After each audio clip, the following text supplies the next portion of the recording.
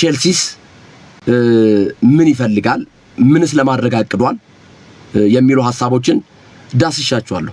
አሁን ደግሞ ወደ ጨዋታው እንግባና ስለምሽቱ ጨዋታ አንዳንድ ነጥቦችን እናንሳ። ሶፊዬ ሁለቱ ደጋፊዎች የሚወያዩበት ሁለቱ ደጋፊዎች የሚከራከሩበት አንድ ነጥብ አለ። የለንደን ኩራት ማን ነው? the pride of London ብሉ ነው ወይስ ገነርስ ነው የሚለው የብዙ ደጋፊዎች መከራከሪያ ነው። እዛው እንግሊዝም ያሉ ጭምር ኢትዮጵያ ውስጥም ያሉ የሚከራከሩበት ነው።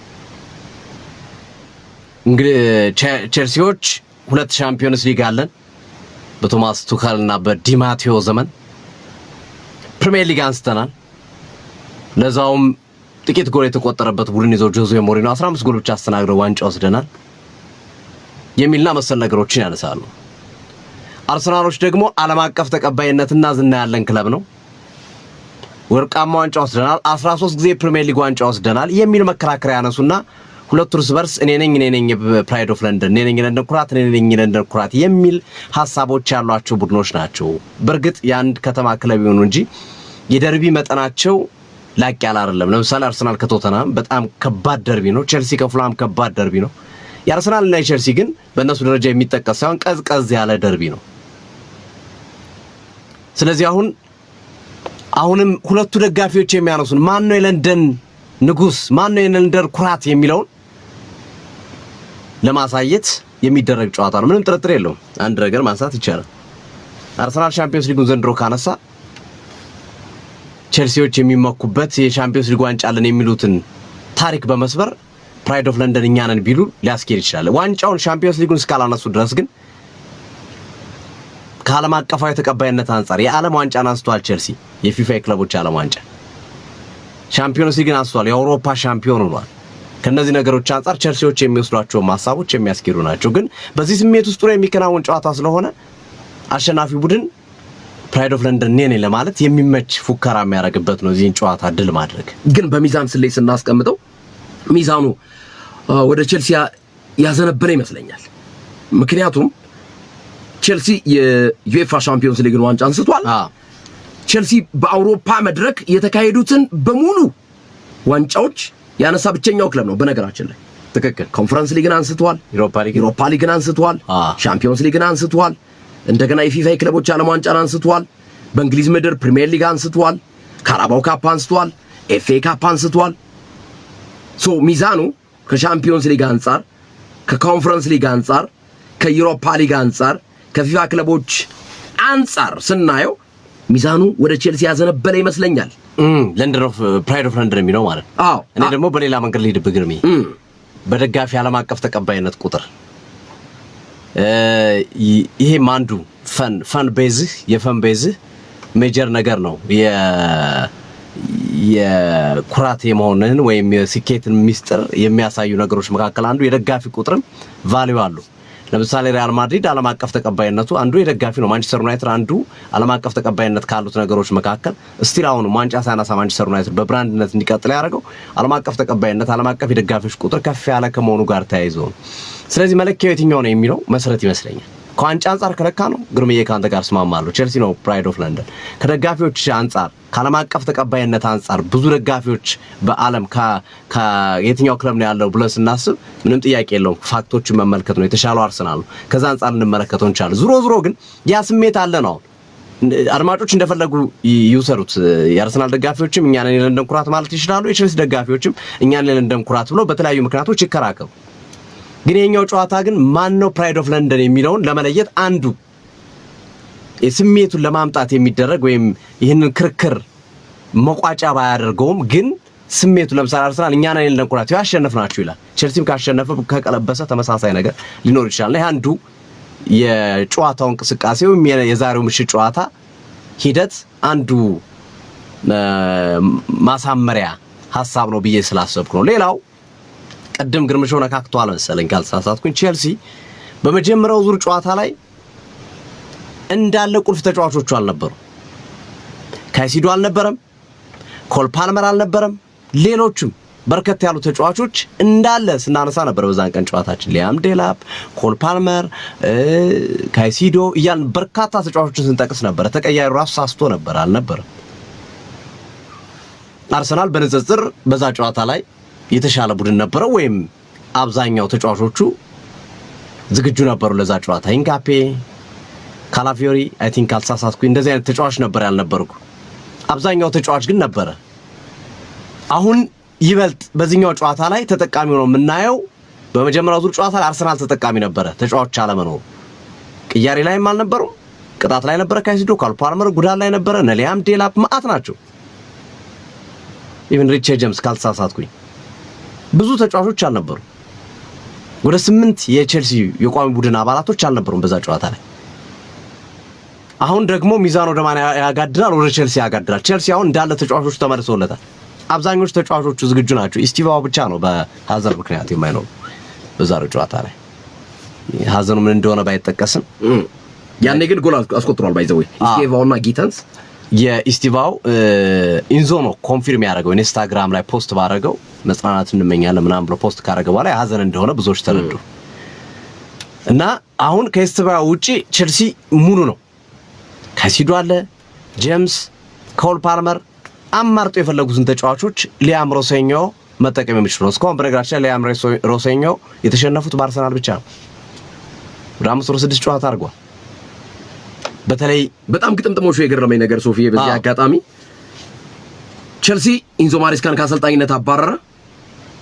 3ቱንም ተከታታይ ጨዋታዎች ሮሴኞ አሸነፉ። ማንቸስተር ዩናይትድ ሩበን አሞሪምን አሰናበተ። ማይክል ካሪክ 3ቱንም ተከታታይ ጨዋታዎች አሸነፈ። ይሄ ግጥምጥሞሹ ትንሽ አስገራሚ ስለሆነብኝ ነው በፕሪሚየር ሊጉ ማለት ነው። በዚህ ሁኔታ ውስጥ ያለ ስለሆነ አሁን ቼልሲ በዛሬው ጨዋታ ተጠቃሚ ሆነ ይመስለኛል በኔ እምነት። ለዛ ነው ጨዋታውንም እንድንጠብቀው የሚያደርገው። ውጤት ይቀለበስ ይሆን እንደ የሚለውን ሐሳብ እንድታነሳ የሚያደርግ እነዚህ ምክንያቶች ናቸው። ቼልሲ አሁን የተሟላ ቡድን ነው ይዞ የሚመጣው።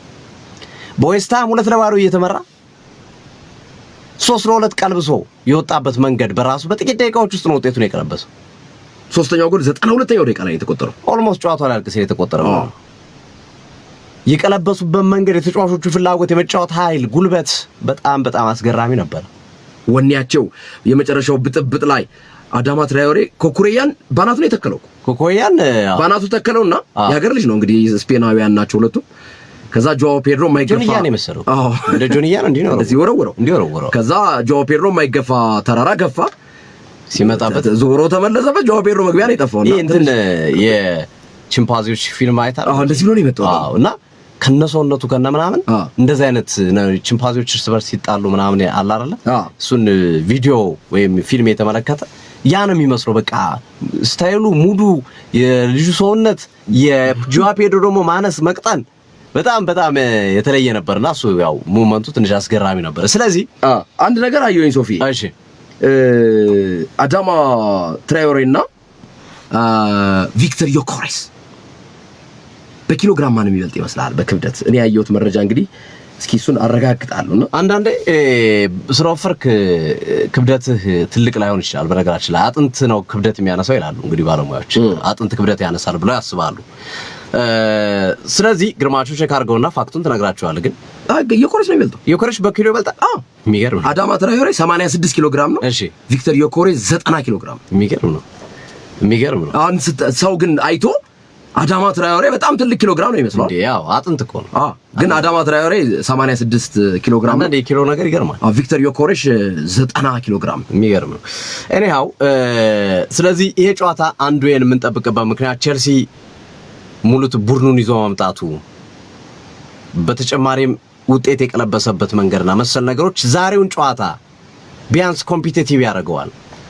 በነገራችን ላይ አርሰናል ስታንፎርድ ብሪጅ ላይ የነበረውን ጨዋታ በትንሹ በ3 ጎል ልዩነት መጨረስ ይችል ነበር። ሚኒመም 2 ጎል ልዩነት መግደል የሚችልበት ጨዋታ ነበር። አርሰናል 3-2 ያለቀው ጨዋታ ላይ ማለት ነው።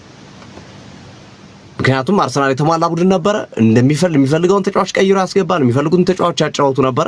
ሊያም ሮሴኞ እጃቸው አጣጥፎ ነበር ቁጭ ያሉ። ቀይረው ማስገባት የሚችሏቸው ጥራት ያላቸው ተጫዋቾች ተቀያሪ ወንበር ላይ ስላልነበሩ ዛሬ እንዲህ አይነት ነገር አይኖርም። ጫማ ይለካካሉ፣ እኩል ይፋለማሉ። ሊያም ሮሴኞ ከዚህ ጨዋታ ጋር በተያያዘ በሰጡት አስተያየት ምንድን ነው ያሉት? ይሄ ጨዋታ ከኔ ይልቅ ለቼልሲ ያስፈልገዋል። እኔ ብሸነፍም ባልሸነፍም በእኔ አሰልጣኝነት ህይወት ውስጥ የሚጨምረው የሚቀንሰው ነገር የለም። ቼልሲ ግን በየአመቱ ዋንጫ የለመደ ቡድን ስለሆነ ዋንጫ ያስፈልገዋል። እንዲህ አይነት ድሮችን መጠቀም አለብን። እንዲህ አይነት አጋጣሚዎችን ተጠቅመን ዋንጫ ማንሳት አለብን። ስለዚህ ለቼልሲ እንደሚያስፈልገው በማሰብ ተጫዋቾቻችንም የተለየ ነገር ማድረግ አለባቸው የሚል ሐሳባቸውን በስፋት እያስቀመጡ ይገኛሉ። ነገር ግን ቅድም የጠቀስኳቸው አድቫንቴጆች እንዳሉ ሆኖ በቼልሲ በኩል ተጫዋቾቹ መመለሳቸው፣ ጨዋታውን አሸንፈው መምጣታቸው፣ የቀለበሱበት መንገድ በጣም ታምር መሆኑ፣ አሁንም ቅልበሳ ማድረግ ሪሞንታዳ መስራት እንደሚቻል ውስጣቸው አምኖ የሚመጣ አይነት ሳይኮሎጂ ወይም ስነ ልቦና ይዘው ነው የሚመጡት። በዛው ልክ ግን በዛ ጨዋታ ላይ ያወጡት ኢነርጂ አይደለም። በዌስትሃሙ ጨዋታ ላይ ግርሜ በአብዛኛው እነሱን ተጫዋቾች ናቸው አሰልጣኙ ሊጠቀሙ የሚችለው። እሱ እንዳይጎዳቸው ስጋት አለኝ። አርሰናል በንጽጽር በዚህኛው ሳምንት ጨዋታ ላይ ብዙ ኢነርጂ ያወጣ ቡድን አይደለም። በቀላሉ ነው ሊድስን አሸንፎ የመጣው። ቼልሲ ኢነርጂ አውጥቷል፣ በጣም ጉልበት አውጥቷል። እሱ እንዳይጎዳቸው ጨዋታውን ማየት ይኖርብናል። እንግዲህ ምን ያህል ይጎዳቸዋል አይጎዳቸውም የሚለውን ጨዋታው ላይ ነው። ግን በእግር ኳስ እንቅስቃሴዎች እንዲህ አይነት ነገሮች ኢነርጂ ብዙ ካወጣ ቀጣይ ጨዋታ ላይ የመድከም አቅምን አሟጠ ከተጠቀም ቀጣይ ጨዋታ ላይ እንግዲህ በሁለት ቀን ልዩነት የሚከናወን ጨዋታ ነው። ያረፉት ቅዳሜ እሁድና ሰኞና ያለፉት ዛሬ ነው ጨዋታቸውን የሚያከናውኑ። ስለዚህ ኢነርጂውን እንዴት አድርገው ሊያም ሮሴኞሮ ያወጡትን ኢነርጂ እንዴት አድርገው ይመልሱታል፣ ይተኩታል በተቀያሪ ተጫዋቾች ወይስ በዛው በተጫወቱ ተጫዋቾች ገብቶ ሪስክ ይወስዳሉ የሚሉ ጉዳይ የሚጠበቅ ነው። አርሰናል በንጽጽር በዛሬው ጨዋታ ላይ ያው የሚካኤል ሜሪኖ ጉዳት ብቻ ነው ትልቁ ጉዳቱ። ትናንትም ስናነሳ እንደነበረው ሜሪኖ የረጅም ጊዜ ጉዳት አስተናግዷል። ከዓለም ዋንጫው ጭምር ውጭ ሊሆን ይችላል እየተባለ ነው የሚገኘው። እግሩ ስር ወይም ይሄ እግራችን ስር ያሉ አጥንቶች አንዱ የመሰበር አደጋ ስላጋጠመው ነው። ብዙ ጊዜ እንደዚህ አይነት ነገሮች በጫና የሚመጡ ናቸው ተብሎ ይታመናል፣ ውስጥ እግራችን ላይ ማለት ነው። እና እሱ ነው አጠራጣሪው ወይም የሌለው ተጫዋች 100%። ማክስ ዶማንም እያገገመ ነው፣ ግን ኦልሞስት ደርሷል። ማክስ ዶማን ለዛሬ ጨዋታ ከፈለጉ ማድረስ ይችላሉ፣ ሬዲ ነው ማክስ ዶማን። ሳካ የዛሬው ጨዋታ ላይ አይሰለፍም። ለአርሰናል ደጋፊዎች አስደሳቹ ነገር ሳካ ጉዳቱ እንደተፈራው አይደለም። ቀላል ጉዳት ነው፣ በጣም ቀላል ጉዳት። ለሰንደርላንዱ ጨዋታ ይደርሳል። ሚካኤል አርቴታ እንደተናገሩት የኛው ጨዋታ ነው ሊያመልጠው የሚችል የሚል ሐሳብ ነው የሰጡት። ሚኒመም ግን እንደው ሰንደርላንዱ ጨዋታ ሪስክ መውሰድ ካልፈለጉ ግን ለብሬንፎርድ ጨዋታ ቀጣይ ያሁኑ ዳልፎ ቀጣይ ሐሙስ ላይ በሚደረገው ጨዋታ ላይ የመድረስ አቅም ያለው። ስለዚህ ማክስ ዶማን፣ ሳካና ሚካኤል ሜሪኖ ነው የማይኖሩት በአርሰናል በኩል። ብዙም ያን ያህል የሚጎዳ አይደለም። ሳካ በእርግጥ ጠንካራ ተጫዋች ነው፣ ሜሪኖ ምርጥ ተጫዋች ናቸው። ግን ያን ያህል ቡድኑን የሚያሳሳ ወይም ዋጋ የሚያስከፍሉ ጉዳቶች አይደሉም።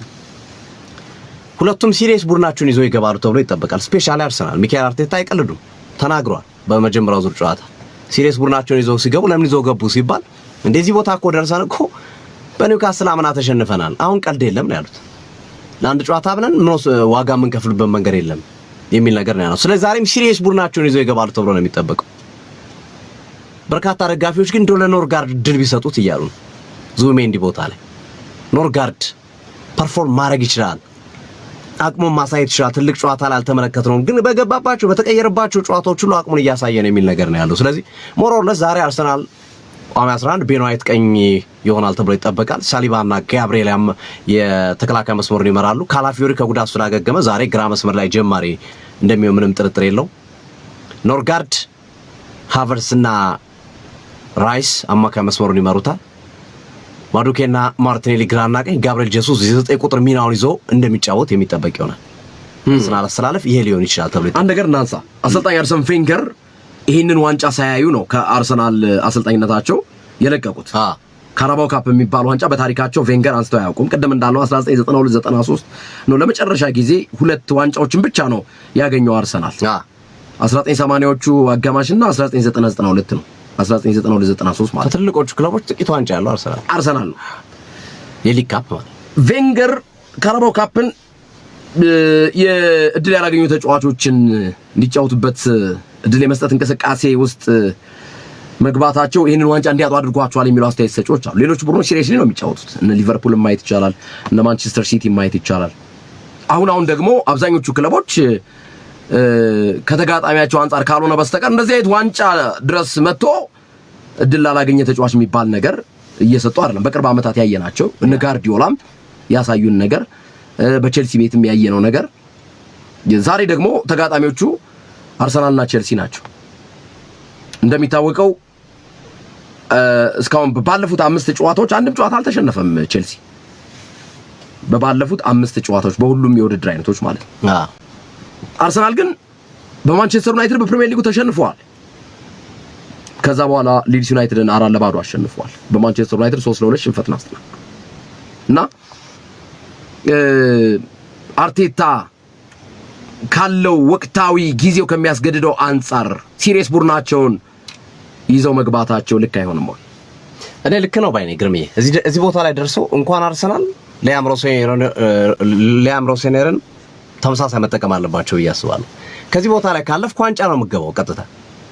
ስለዚህ ምንም አይነት የምትቆጥበው ነገር አይኖርም። ቅድም እንዳልኩት አርሰናል በነገራችን ላይ ግብ ጠባቂው ኬፓ ነው የሚሆነው፣ ምንም ጥያቄ የለውም። ከኬፓ ውጭ ግን ቢያንስ 7-8 ቤስት ተጫዋቾቻቸውን ይዘው እንደሚገቡ ይጠበቃል ሚኬል አርቴታ በዛሬው ጨዋታ ላይ ጥያቄ የሌለው መንገድ ማለት ነው። ሊያም ሮሴኔሪውም በተመሳሳይ መንገድ በተለይ ዌስትሃምን ካምባክ አድርገው ማሸነፋቸው የልብ ልብ ሰጥቷቸዋል። ባለፈው ሳይንት ተጫዋቾቻችን አልነበሩም ብለው ያስባሉ። እኛ አሰልጣኝም ጥያቄ የሌለው መንገድ ኮኮሬላና ጄምስን ግራና ቀኝ አድርገው እንደሚያስጀምሩ ጠብቃለሁ።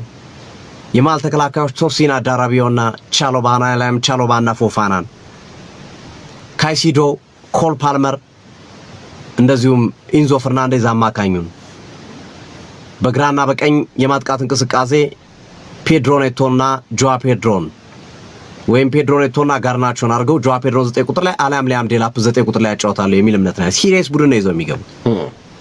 ምክንያቱም አንድ ጎል ልዩነት ነው። አቻ ካረከው 1-0 ከመራ ወይም 1-0 ጨዋታውን ካጠናቀቅ ወይ 2-1 ካጠናቀቅ ወደ ተጨማሪ ሰዓትና ፔናልቲ ነው የምትሄደው። ዞሮ አርሰናል የ1-0 አድቫንቴጅ አለው። አርሰናል ምክንያቱም ያሸነፈው 3-2 ስለሆነ ሁለት አድቫንቴጅ ነው አርሰናል ያለው እንጂ አንደኛው 1-0 ነው፣ ሁለተኛው ሜዳው ላይ ነው የሚጫወተው። 1-0 ይዘም ሶ ሜዳ መሄድ እኮ አስቸጋሪ ነው። 1-0 ይዘ ግን ራስ ሜዳ ላይ መጫወት ቀላል ጥቅም አይሰጥም። 1-0 አድቫንቴጅ እየመራህ እንደገና ሜዳ ላይ ምክንያቱም አርሰናል 3-2 ስላሸነፈ የሚሰጡ ሳይኮሎጂካል ስነልቦና ጥቅም ቀላል አይደለም። በዚህ ረገድ አርሰናል በጣም ትልቅ ተጠቃሚ ይሆናል ተብሎ ይጠበቃል። ቅድም እንዳነሳው ቼልሲ የሚጠቀምበትን ነገር በተለይ ተጫዋቾቹ ከጉዳት አገግሞ መምጣታቸው እንዳነሳ ነው። አርሰናልም 1-0 ለዛውም ከሜዳ ውጭ መርቶ ነው የአንድ ጎል ልዩነት 3-2 ነው ያሸነፈው። የአንድ ጎል ልዩነት አለ። በሜዳው ነው የሚጫወቱ። ስለዚህ ግን ዛሬ ለኔ በጣም አሪፍ ጨዋታ እንመለከታለን ብዬ አስባለሁ። ድራማም የሚኖረው ጨዋታ የሚመስልና የተለየ ፍጥጫ ያልኖረው የሚችል ደጋፊዎች እንዲጠብቁት ደጋፊዎች ብቻ ሳይሆን ገለልተኛ እግር ኳስ የሚወዱ የሌላም ክለብ ደጋፊዎች ሊያዩት የሚገባ አሪፍና ምርጥ ፍልሚያ እንደሚሆን ምንም ጥርጥር የለውም። ሚኬል አርቴታ በሊድሱ ጨዋታ ላይ ያረጉት አይነት የጨዋታ መንገድ ቶሎ ማጥቃት፣ ቶሎ ወደፊት መምጣትን ዛሬ ደግሙታ። አንድ ጎሏን ለማስጠበቅ ነው የሚሄዱት ወይስ በፍራቻ ቆፈን ታድመው አላያስ ሊድስ ላይ እንዳረጉት ቶሎ ኳስ ያገኙ በፍጥነት በማጥቃት ዳይሬክት ፉትቦል ይጫወታሉ የሚለው አንዱ ከሚጠበቀው ነገር መካከል የሚገለጽ ነውና እኔ በቼልሲ በኩል ያለው መነቃቃት ደስ የሚል ነው። ልክ እንደ ማንቸስተር ዩናይትድ ቤት ውስጥ እንዳለው አይነት ጥሩ መነቃቃት ስሜት ውስጥ ያለ ቡድን ከመሆኑ ጋር ተያይዞ አርሰናልም ያለበት አቋም እጅግ ድንቅ ከመሆኑ ጋር ተያይዞ ድራማቲክ የሆነ ወይም በጣም አሪፍ የሆነ ያልተጠበቁ ነገሮች ሊከሰቱበት የሚችለው አንዱ ዙሮ አንዱ ቡድን ነው የሚያልፈው ወይ አርሰናል ነው የሚያልፈው። ግን ድራማቲክ ነገር ያለው ጨዋታ ይመስለኛል። በጣም አሪፍ ፍልሚያ ይመስለኛል። መጠቅለያ እናድርገውና አሰልጣኝ ሊያም ሮሴኒዮ አንድ ነገር ተናገሩ። እመኑኝ ውጤቱን እንቀለብሰዋለን አሉ። አንዳንዴ እንደዚህ አይነት ነገር በኮንፊደንስ የምትናገረው የምትተማመንበት የሆነ ነገር ሲኖር ነው። ሮሲኒዮ እንዲተማመኑበት ያደረጋቸው ነገር በባለፉት ጨዋታ ላይ ያልነበሩት ተጫዋቾች በዛሬ ምሽቱ ጨዋታ ከመግባታቸው አንፃር እንደ አድቫንቴጅ ወስደውት ይሆን ወይስ ሌላ መተማመኛ ኑሯቸው ይሆን? ሶፊ አንተ እንዴት ተረዳው? እኔ ያውቁታል ብዬ አስባለሁ። ይሄንን ጨዋታ መቀለበስ ቀላል እንዳልሆነ ያውቁታል። አይቀለበስም እያልኩ አይደለም፣ ግን ከባድ ጨዋታ ነው ይሄ። ልብም ሞልተ እቀለብሰዋለሁ የምትለው ጨዋታ አይደለም። እንኳን እቀለብሰዋለሁ ብለህ ልታስብ ይቅርና ይሄንን ጨዋታ ከዚህ ጨዋታ አቻው እንኳን ወስዳለሁ ብለህ አታስብ። ምክንያቱም የአርሰናል የተከላካይ መስመር ጎል የሚቆጠርበት አይነት ተከላካይ መስመር አይደለም።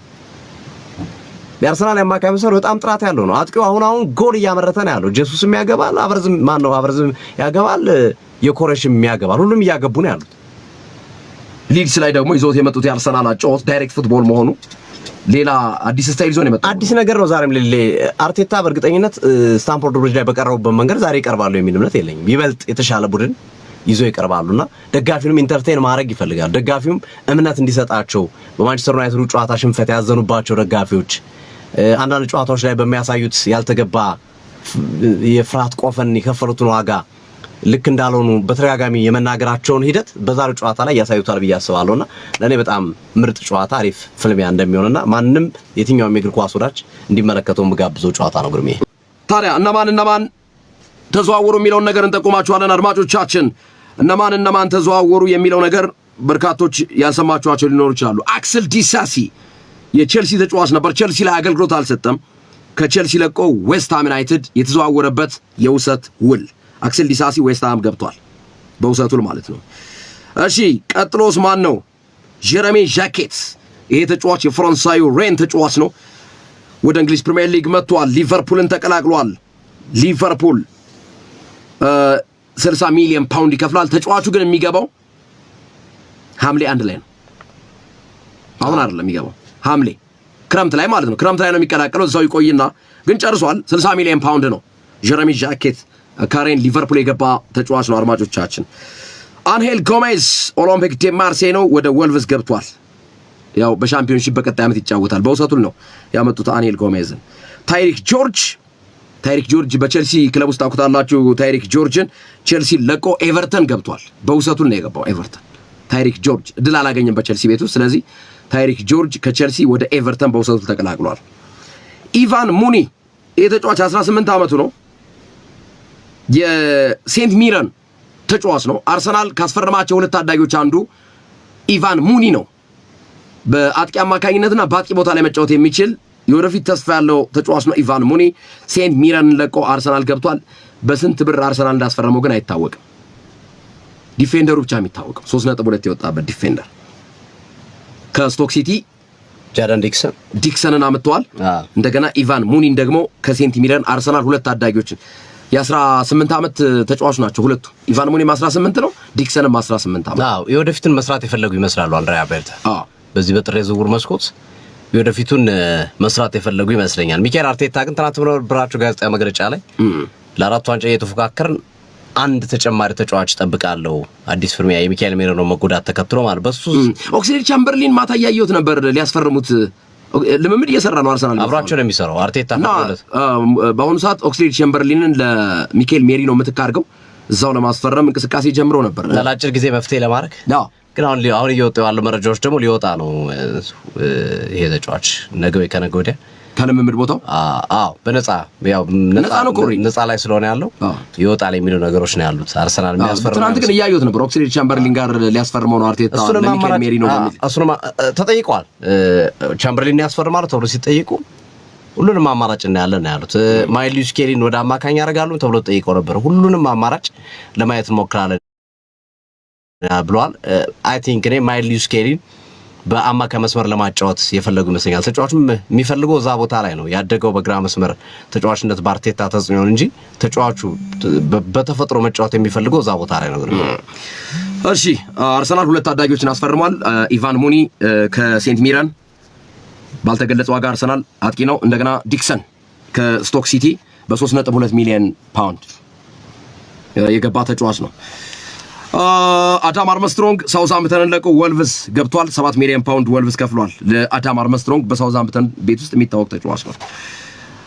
እሺ ኒልሰን አንጉሎ አኔል ጎሜዝም ገብቷል እነሱ ጋር ይቅርብ ማለት አልኩኝ።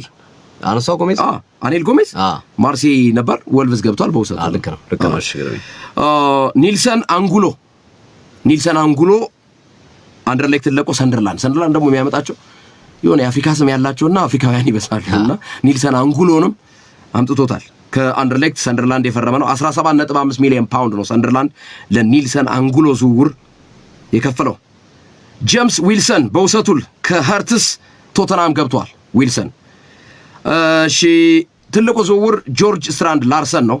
የወልቭዝ አጥቂ የነበረው ስትራንድ ላርሰን ወልቭዝን ለቆ ክሪስታል ፓላስ በከፍተኛ የዝውውር ገንዘብ 48 ሚሊዮን ፓውንድ አስፈርሞታል። ሌላው ሉካ ኔዝ ቦሩሲያ ሞንቸንግላድባን ቡንደስሊጋውን ለቆ ኖቲንግሃም ፎረስትን ተቀላቅሏል። ሌሎች ዝውውሮችን ደግሞ እንመልከት። ከእንግሊዝ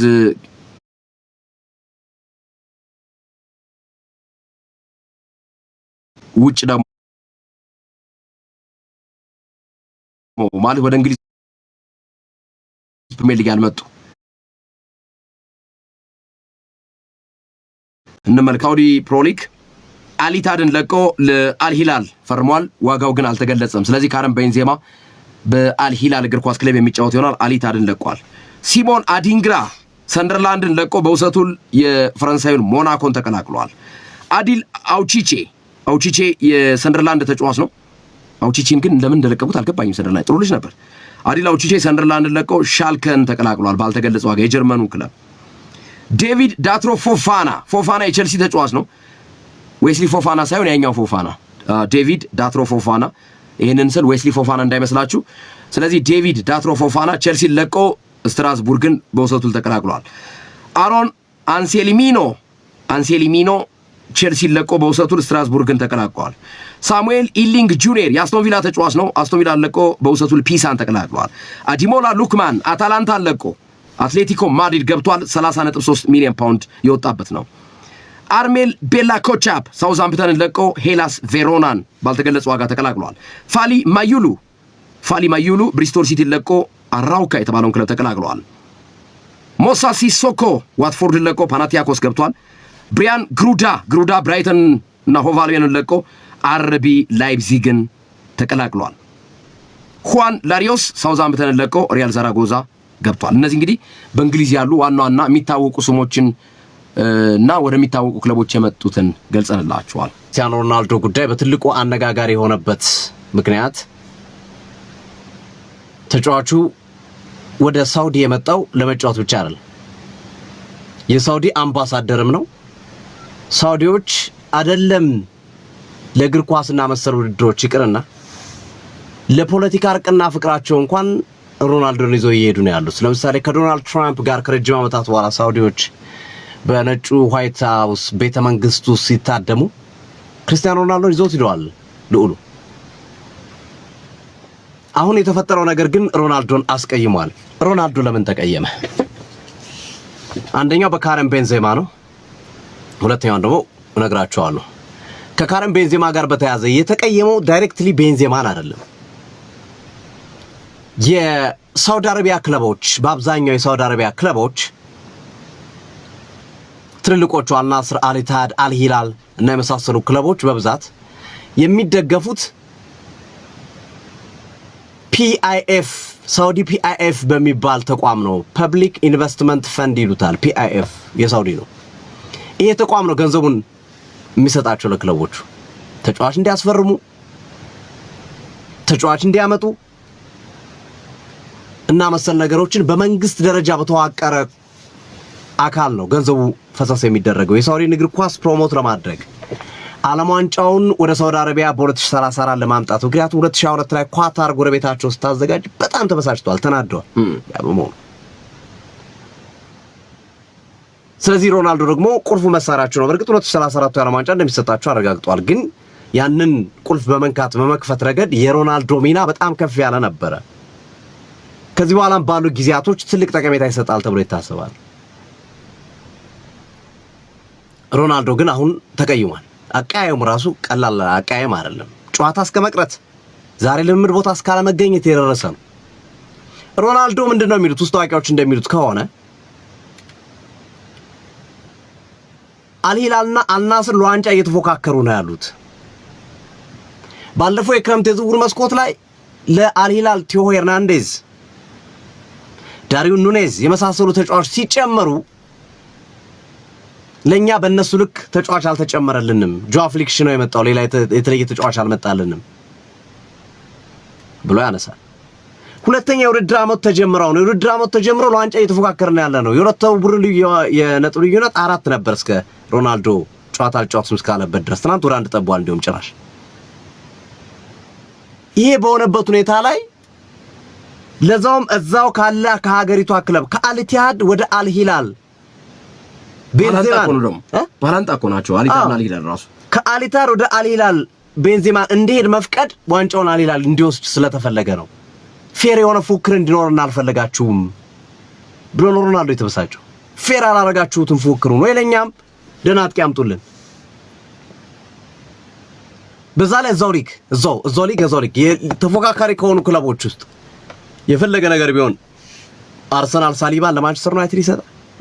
ባጭሩ ምንድነው የሳውዲ አረቢያ ፐብሊክ ኢንቨስትመንት ፈንድ ለአልሂላል አዳልቷል ነው። ይሄ ደግሞ የሚታይ ነው ሮናልዶ እያለ የሚገኘው። ይሄ አንዱ የተቀያየሙበት መሰረታዊ ነገርና ሮናልዶም በምክንያት አስቀምጦ እያስረዳው ያለው ጉዳይ ይሄ ነው። ሁለተኛው ምክንያት ተብሎ የተነሳው ሮናልዶ ከማንቸስተር ዩናይትድ ወደ ሳውዲው ክለብ አልናስር በሄደበት ጊዜ ላይ የሳውዲ አረቢያ አመራሮች ሮናልዶን አንድ ነገር ጠይቀውን ነበር። የምትመጣው እንደ እግር ኳስ ተጫዋች ብቻ ሳይሆን በቃ የሳውዲ እግር ኳስ አምባሳደር ናንተ ወኪላችን ነው ብለውታል። እና እግር ኳሳችን መሰረት እንዲይዝ እግር ኳሳችን ጥሩ እንዲሆን ዝውውሮች በአግባቡ እንዲመሩ የምታውቃቸው እንደናደና ሰዎችም አምጣልን አሉት። ሮናልዶ የሚያውቃቸው እንደናደና ሰዎች 2-3 ሰዎችን አምጥቶ በሳውዲ ከፍተኛ አመራርነት ቦታ የቴክኒክ ዳይሬክተር ምናምን የሚሉት ከፍተኛ የማማከርና ከፍተኛ የመወሰን ቦታ ላይ አስቀምጧቸው። ዳይሬክተር ኦፍ ቦርድስ ወይም የቦርድ ዳይሬክተሮች ከጥቂት ቀናቶች በፊት በነበረው ስብሰባ ላይ ሮናልዶ ያመጣቸውን እነዛን ሰዎች በሙሉ ጠራርጎ አስወጧቸው፣ አባረሯቸው። ነገሩ ተባበሰ ማለት ነው። በሰዓት ላይ ቤንዚን የመጨመር ያህል ስሜት ያለው ማለት ነው። እሱ እንደ ንቀት ነው የቆጠረው። ሳያማክሩ ሳይጠይቁኝ ብድግ ብሎ ሰዎች ማባረር ተገቢ ነው ወይ የሚል ሐሳብ ያነሳል። ስለዚህ እነዚህ ነገሮች በመደባለቃቸው ነው ሮናልዶ ፌር የሆነ ፉክክር ስለሌለ በተጨማሪም የተገባልኝ ቃልና መሰል ነገሮች እየተፈጸሙ ስላልሆነ ምን እሰራለሁ አልጫወቱም ብሎ ሳይጎዳ የፊትነስ ችግር ሳይኖርበት ካልሪያድ ጋር ትናንት ምሽት በነበራቸው ጨዋታ ላይ አልጫወቱም ማለት አልናስር ግን በሳዲዮ ማኔ ብቸኛ ጎል 1-0 አሸንፎ አልሂላል ነጥብ በመጣሉ ምክንያት 4 የነበረው ነጥብ ልዩነታቸው ወደ 1 ጠቧል። ሌላው አብሮ የሚያያዘው ነገር ሶፊዬ አዲስ ውል ለክርስቲያኖ ሮናልዶ ሲቀርብ አልናስር እንደሚለቅ እየተገለጸ ነበር። ያው ወደ አልሂላል ይሄዳል ተብሎ ነበር እና ይሄም አንደኛው ቅሬታ ለአልሂላል አዳልቷል። ይሄ ፈንድ የሚያደርገው አካል ገንዘብ የሚሰጠው አካል አዳልቷል ለሚል ማጠናከሪያ እንደሆነ እረዳለሁ ነኝ። አዎ አሁን ከዚህ በኋላ የሚሆነው ነገር ነው በጣም አስቸጋሪው ነገር። ሮናልዶ በዚህ ይቆማል ለምር ቦታ በመቅጣት በነገራችን ላይ ኒውካስልንም ሳፖርት ያደርጋል። ይሄ የሳውዲ ባለቤት እኮ ነው። ፒአይኤፍ ኒውካስልንም በገንዘብ ያግዛል። በገንዘብ የሚያግዘው ያው ሉላር ያው ሳውዲ አረቢያ አሁን ቀጣዩ ነገር ነው ለሳውዲ አረቢያ ለአጠቃላይ ሳውዲ አረቢያ እያሰቡት ያለው ቅድም ከባድ እንዳይሆን እየተፈራ ያለው ሮናልዶ ጨዋታ አልጫወትም ብሎ ቀርቷል። ለምምድ አልመጣም ብሎ ቀርቷል። ኢቭን አልናስር ክለብም እየደገፈው ነው። እሱ ልክ ነው ፌር እንዳይሆን አድርጎታል ፉክክሩን በሚል አልናስር ክለብ አመራሮች ይደግፉታል ሮናልዶን በተወሰነ መንገድ። ግን ከዚህ በኋላ ቀጣዩ ስቴፕ ምንድነው የሚሆነው? አንደኛው ሮናልዶ በአመቱ መጨረሻ ሰኔ ላይ ከፈለገ በፍላጎቱ አልናስርን የመልቀቅ ኮንትራት ውል ተቀምጦለታል። ኮንትራቱ ላይ ውሉ ላይ የመልቀቅ መብት አለው። ገንዘቡን አልፈልግም በቃ ይቅርብ ብሎ ኮንትራቱን አቋርጦ የመውጣት መብት አለው። እሱን ሊወስን ይችላል የሚሉ ጥያቄዎች ይነሳሉ። ሁለተኛው ሳውዲና ሮናልዶ ያላቸው ግንኙነት አሁን ላይ በቃ የአንድ ሳንቲም ሁለት ገጽታ ሆነዋል። ሳውዲ ስትነሳ አምሮ ላይ ማንም ሰው የሚመጣው ሮናልዶ ነው። ሮናልዶ ሲነሳ አሁን ሳውዲ ነው የሚመጣው። የሳውዲ እግር ኳስ መለያ ሆኗል። እንዳልነው ቅድም ከእግር ኳሱ ማርፎ ፖለቲካ ውስጥ ጭምር ገብቷል። ይሄ ሌጋሲ ማጣት አይሆንም ለሳውዲ እግር ኳስ። በተለይ 2034 የዓለም ዋንጫን ለማሰብ እየተዘጋጀች ያለች ሀገር እንደ ሮናልዶ አይነት ፐርሰናሊቲ ያለውን ሰው ካጣች፣ ተቀባይነት ያለውን ሰው ካጣች የሳውዲ የዓለም ዋንጫ ዝግጅት አይፈዝም ወይ? በተመሳሳይ መንገድ የሳውዲ አረቢያ ሊግስ ዋናው ሶስቱ አይደል እንዴ? እነ ማኔ እንዲመጡ እነ ፋቢኒዮ እንዲመጡ እነ ፈርሚኒዮ እነ ቤንዜማ የትኛውም አሁን ላይ ያለው የአውሮፓ ምርጥ ተጫዋች ወደ ሳውዲ እንዲመጣ እኮ የመጀመሪያው ገፊ ሰው የመጀመሪያውን አይነ ገላጭ ሰው ክርስቲያኖ ሮናልዶ ነው። ይሄም ሌላ አደጋ ውስጥ ሊገባ የሚችል ጉዳይ ነው በሚል ያነሱታል። እኔ በጣም ግራ የገባኝ ነገር ነው ክርስቲያኖ ሮናልዶ ዝውውር 177 ሚሊዮን ፓውንድ አልናስር አውጥቷል። እንደገና ለኔይማር አልሂላል ከፍተኛ ገንዘብ አውጥቶ ነው ያስፈረመው እያልን እናነሳለን።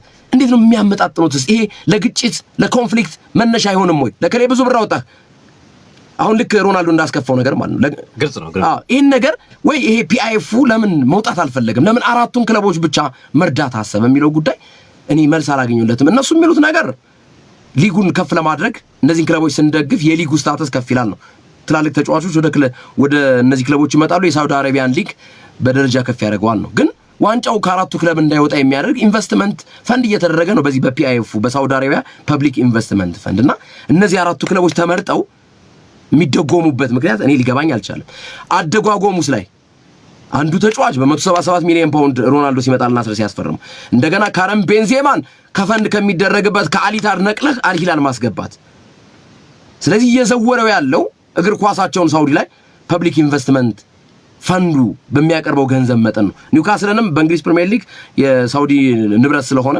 ኒውካስልም የሚደገፈው በሳውዲዎች ነው በነገራችን ላይ አድማጮቻችን ስለዚህ ይሄ ነገር እኔ ግልጽ አልሆነልኝም ሶፊ የነዚህ አራቱ ክለቦች በምን ተለምዶ ምንም ጥያቄ ነው ያመጣው ችግር እሱ እኮ ነው ግን ያመጣው ችግር እሱ ይመስለኛል እና ትንሽ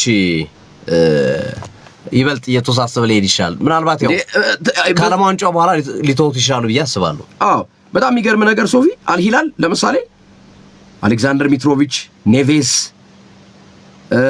እንደገና ዋናው ነው የሚባሉትን ማለት ነው ከነ ኔይማር መውጣት በኋላ ማለት አልናስር አሌክስ ቴሌስ አሜሪክ ላፖርት ሳዲዮ ማኔ ማርሴሎ ብሮዞቪች አልሃሊ ሪያድ ማሐሬዝ ኤድዋርድ ሜንዲ ፈርሚኒዮ አሊታድ ንጎሎ ኮንቴ ፋቢኒዮ ጆታ የሴልቲኩ ጆታ ማለት ነው እና እነዚህ ከትላልቅ ከአውሮፓ ክለቦች ከመጡት መካከል ነው ለማጣቀሻ ያክል ነው እነዚህ ሁሉ በዚህ በፒአይኤፍ ኢንቨስት በሚደረግ ድጋፍ በሚሰጣቸው ገንዘብ የተዛወሩ ተጫዋቾች ናቸው ሶ ይሄ ጉዳይ አከራክሯል ሮናልዶ አልጫወትም ብሎ አኩርፏል አልፈልግም ብሏል ተመጣጣኝ አይደለም ለአልሂላል እያዳላችሁ ነው ምክንያቱም እንዴት ከተቀናቃኝ ክለብ ከአልሂታድ ካረም ቤንዜማ አልሂላል ይገባል የሚል ጥያቄ ነው መሰረታዊ ጉዳይ የትናንት አልሂላል መጣል የአልናስር ማሸነፍ የተለየ ነገር ሊያመጣ ይችላል ወይም ውጤቱ ወደ አንድ ነጥብ ስለቀረበ ሮናልዶም ምናልባት ለማርገብ የፈለጉም ይመስላል እኮ አታውቀውም ውጤቱም ራሱ ለዛ ውጤቱን ለማርገብ ሮናልዶን ለመመለስ ታስቦም ሊሆን ይችላል ከባድ ነው ብቻ አብረና ያለን ምሽት የለንደን ደርቢ ጨዋታን ቼልሲ አርሰናል ከቼልሲ ምሬት ላይ የሚያደርጉትን ጨዋታ በቀጥታ እናስተላልፋለን ኢስቲባው በነገራችን ላይ በአያቱ ህልፈተ ህይወት ምክንያት ነው ከቡድኑ ጋር የሌለው አሁን ተረጋግጧል በመጀመሪያው ዙር ጨዋታ ጎል አስቆጥሯል ከጊተንስ ጋር ኢስቲባው አይኖርም ወሳኝ ተጫዋች ቼልሲ በኩል በአርሰናል በኩል ደግሞ ሳካና ሚካኤል ሜሪኖ ከወሳኝ ተጫዋቾች አይኖሩም ከቼልሲ ከስቲባው በተጨማሪ ቶሲና ዳራቢዮ ኢስዋጎ እና የመሳሰሉ ተጫዋቾች ግን በስቲባው ፕሮፋይል ደረጃ ያለ ተጫዋች ጉዳት ላይ የለባቸው አብዛኞቹ ንጹህ ናቸው ኢስቲባው በሳካ ተጣፋ ማለት እንችል ይሆን አብረን ያለ በምሽቱ ጨዋታ ላይ